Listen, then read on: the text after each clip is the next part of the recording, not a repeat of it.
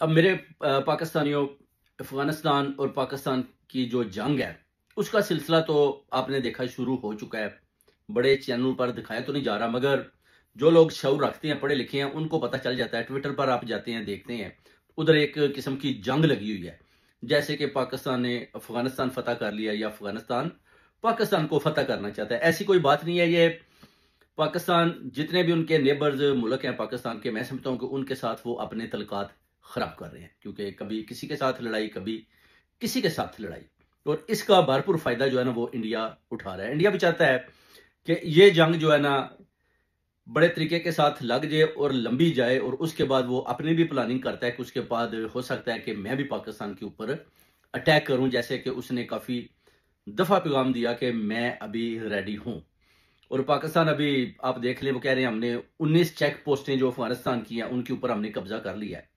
तो ये बेसिकली आपस में मुसलमान भाई एक दूसरे के साथ लड़ रहे हैं। तालिबान, ये तालिबान कौन है भाई? तालिबान वही है जिनको आपको याद होगा जनरल जियाओ के दौर में तालिबान को इनको ट्रेन किया गया था। इनकी तादाद पहले बड़ी थोड़ी थी, उसके बाद फिर ये बढ़ते बढ़ते बहुत ज्यादा तादाद में हो गए। इनको पहले मुजाहिदीन का भी नाम दिया गया कि ये जनाब मुजाहिदीन है, बड़े ताकतवर हैं, और ये कश्मीर और फलस्तीन के लिए लड़ेंगे। और उसके बाद जब अमेरिका अफगानिस्तान के ऊपर अटैक करता है तो उसमें आप देख लें कि तालिबान ने 20 साल तक अमेरिका का भी मुकाबला किया। उससे पहले रशिया ने भी आप देख लें कितना जोर लगाया, मगर उधर से वो भी भाग निकले। उसकी वजह के गुरिल्ला फाइट, जैसे कि हिट एंड रन, वो इस तरह का तरीका लगाते हैं, जंग को तूल देते हैं, लंबा करते हैं, मगर हिट एंड रन का जो है ना उनका पुराना तरीका है। अभी भी देख लें अगर पाकिस्तान की आर्मी की शातें हो रही हैं तो उस पर भी आप देख लें हिट एंड रन का ही सिलसिला है। मगर पाकिस्तान के पास जदीद टेक्नोलॉजी है जिसकी वजह से वो अफगानिस्तान से हार तो नहीं सकते, मगर फिर भी आप देख लें, कभी आपको खबर आती है 11 उधर शहीद हो गए हैं, 6 उधर शहीद हो गए हैं, 3 उधर शहीद हो गए हैं, और उसके बदले में वो दिखाते हैं हमने 20-20 मारे हैं।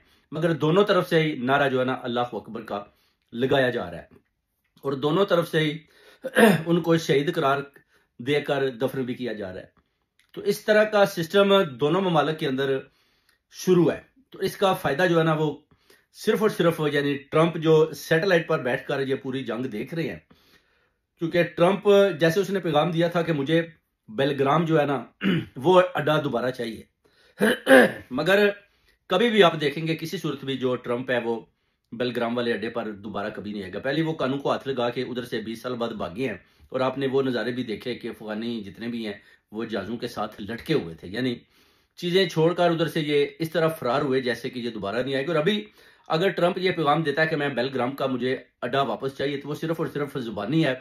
उधर आकर बैठना उस चोटी के ऊपर, और उसके बाद उधर बैठकर रैकी करना और गुरिल्ला वार जो वो करते हैं तालिबान, उनका मुकाबला करना अमेरिकनों के लिए मुश्किल था। इसलिए तो इन्होंने अभी पाकिस्तान को आगे कर दिया है बड़े तरीके के साथ, और इनको बोला कि आप उधर अटैक करें। और अभी जो पाकिस्तान और तालिबान का लड़ाई का सिलसिला है वो आपके सामने है। और ये वही तालिबान जो मैं बता रहा था कि जियाउल हक के दौर में थे, उसके बाद इनको मुजाहिदीन का नाम दिया गया, और उसके बाद इनको कश्मीर के लिए या फलस्तीन के लिए भी इन्होंने बोला कि हम इस्तेमाल करेंगे, मगर जंग अंदर ही लगी। और ये तालिबान वही तालिबान है जिनको पाकिस्तान ने खुद ट्रेन किया और बड़ी ज़बरदस्त किस्म की ट्रेनिंग दी, और उसके बाद अभी उनके साथ ही इनकी लड़ाई जो है ना वो लग चुकी है।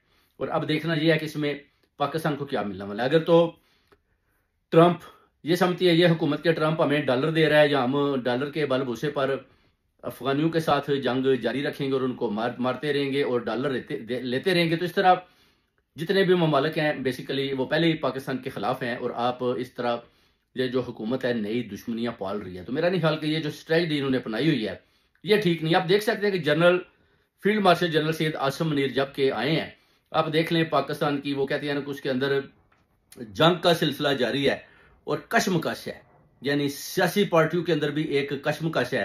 खान साहब ने भी पैगाम दिया था कि अफगानिस्तान जो है ना उसके साथ जंगबंदी की जाए और हमें चाहिए उनके साथ तजारत करना, क्योंकि वो पिछले 40-50 साल से जंग की हालत में है, और अभी भी देख लें वो लड़ रहे हैं और लड़ने के लिए तैयार हैं।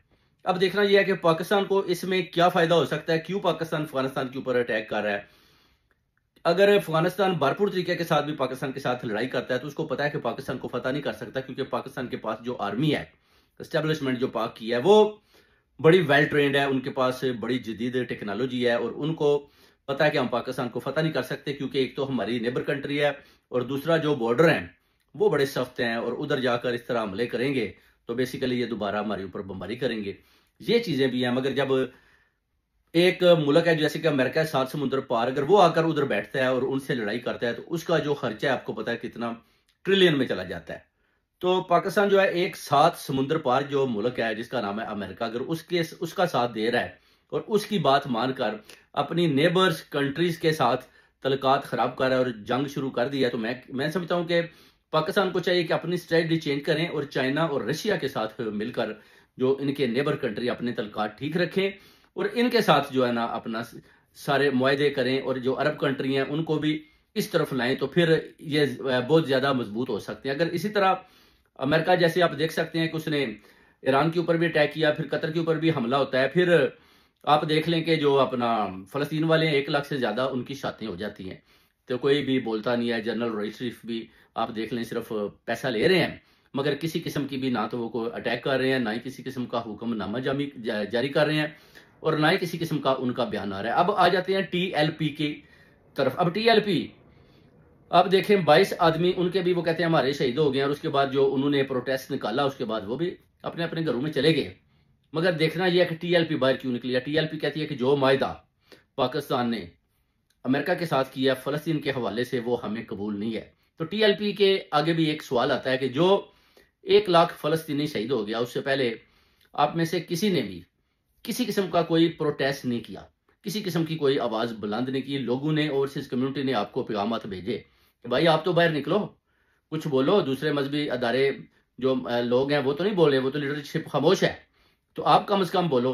मगर किसी किस्म का भी जवाब नहीं आया। मगर अभी क्या हुआ, अभी वो कौन सी डील हुई, किसने इनको बोला कि आप बाहर निकलें ताकि पता चले मुल्क के अंदर इंतशार है और अमेरिका की तरफ से और ज्यादा डॉलर जो है ना वो लिए जाए, बोला जाए देखें जी हमने आपके साथ वायदा किया है। और इधर देखें TLP जनाब पाकिस्तान के अंदर ही अब इनके साथ हमारी लड़ाई का सिलसिला जारी हो चुका है और अमेरिका से मजीद डॉलर जो है ना लिए जाए। ये है शहबाज शरीफ और इस जैली हुकूमत की कारस्तानी और ये मिलकर एक बहुत बड़ा खेल खेल रहे हैं जो पाकिस्तान के जो बच्चे हैं उनके फ्यूचर के लिए ये जो है ना तबाही है। उधर आप लाहौर में देख लें, सैलाब डूबा हुआ है, पंजाब सारा लाहौर समेत डूबा पड़ा है। और आप देख लें लोग खुद ही अपनी घरों की सफाइयां भी कर रहे हैं, पानी निकाल रहे हैं, खाने पीने के लिए भी चीजें ला रहे हैं, मगर कोई किसी किस्म की कोई अमदाद उनकी तरफ भी नहीं जा रही। सिर्फ और सिर्फ मरियम नवाज या जो वजीर आला पंजाब है वो कह रही है कि हम लोगों को भेज रहे हैं, वो सर्वे कर रहे हैं। अभी तक सिर्फ सर्वे का सिलसिला जारी है। किसान जो है ना वो जमीन के अंदर बीज भी लगाना चाहता है, उसके पास पैसे नहीं है, उसके पास गंदम नहीं है, उसके पास खाद नहीं है, तो वो भी परेशान बैठा है क्योंकि मौसम आ चुका है। उसके बाद ये मौसम भी निकल जाएगा, उसके बाद फिर गंदम भी नहीं होगी, तो फिर ये जो है ना बोलेंगे जी इधर जनाब कैद पड़ गया जी, पंजाब के अंदर कैद पड़ चुका है। फिर ये दूसरे मुल्कों से फिर मदद मांगेंगे, तो पहले सैलाब था फिर कैद पड़ जाएगा, उसके बाद बोलेंगे जी कि मरियम नवाज ने बहुत ज्यादा काम किया है जनाब पंजाब के अंदर और कैद में और सैलाब में लोगों तक सामान भी पहुंचाया और उनकी मदद भी की। हालांकि पूरा पंजाब ही जितने भी लोग गुर्बत की लाइन से नीचे हैं, भूखे मार रहे हैं, तड़प रहे हैं और मरियम नवाज को बदुआएं दे रहे हैं। उधर जंग का सिलसिला भी जारी है, तो अब फैसला आवाम को करना है कि इसकी जंगबंदी कैसे की जाए और पाकिस्तान को बैकअप वापस आना चाहिए, अपने अफगानिस्तान भाइयों के साथ लड़ाई नहीं करनी चाहिए और इनको चाहिए कि वापस आएं और उनके साथ सुलह का पैगाम भेजें। इससे पहले जब इंडिया के साथ जंग थी भारत के साथ, तो आपको पता है कि सारी ओवरसीज कम्युनिटी ने साथ दिया, मगर ये जो जंग है ये 2 मुसलमानों के दरमियान है, तो इसमें यही पैगाम जाता है कि इस पर सुलह का पैगाम होना चाहिए। और अगर आप ये हुकूमत डॉलरों के लिए ट्रंप से लेने के लिए इतनी ज्यादा शातें और जानें ज़ाया हो रही हैं, तो फिर इस हुकूमत का भी खुदा फजा उसकी वजह है कि अभी ये जाने वाले हैं, इनको भी पता है। अब ये जो field marshal general Syed Asim Munir के एक्सटेंशन में भी जो टाइम रह गया वो भी आपके सामने है। उधर मरियम नवाज को भी वजीर आजम बनाने की पेशकश की जा रही है कि ठीक है अगर हम आपको एक्सटेंशन देते हैं तो आप मरियम नवाज को वजीर आजम बना दें, जिस पर आसिफ अली जरदारी भी परेशान है। वो भी बार बार पैगाम दे रहा है कि अगर आपने मरियम नवाज को वजीर आजम बनाया तो याद रखें फिर हम आपके साथ खड़े नहीं होंगे। वो कहते हैं अब बारी हमारी है, पहले आपने बारी इनको दी थी, तो अभी ये बारी के ऊपर हम इनको बारी नहीं लेने देंगे। ये भी अभी PMLN और पीपल पार्टी के अंदर एक जंग का सिलसिला जारी है। और देखें इसमें एक्सटेंशन वाले दिन आया, वो field marshal general Syed Asim Munir को एक्सटेंशन देते हैं कि नहीं देते। जैसे कि नवाज शरीफ भी स्विट्जरलैंड की तरफ भाग आया था कि किसी तरीके से भी शहजादों के जरिए या ट्रंप को ऐसा पैगाम भेजूं कि हम जनरल सैयद आसिम मुनीर को एक्सटेंशन नहीं देना चाहते। मगर जनरल सैयद आसिम मुनीर और शहबाज शरीफ डायरेक्टली उन्होंने अपना जो है ना सिस्टम ट्रंप के साथ सीधा कर लिया, और जो कुछ वो चाहता था, जिन जिन कॉन्ट्रैक्ट पर वो साइन करवाना चाहता था उस पर इन्होंने साइन कर दिए, और जो भी मायदे थे उसने करवा लिए। और जंग भी उसने बोला जनाब अफगानिस्तान के साथ करें, ये उधर भी शुरू हो गया। और उसके बाद वो बोलेगा जी कि ठीक है जी, अभी ये जो मेरी उम्मीदों पर पूरा उतर रहे हैं तो इनको एक्सटेंशन दे। बेसिकली ये सारी लड़ाई एक्सटेंशन और डॉलरों के चक्कर में है, और मरीम नवाज भी वजीर आजम बननी चाहती है। मिलकर एक खेल खेला जा रहा है ताकि डॉलर भी मिले और एक्सटेंशन भी मिले और खान साहब को लंबा जेल के अंदर रखा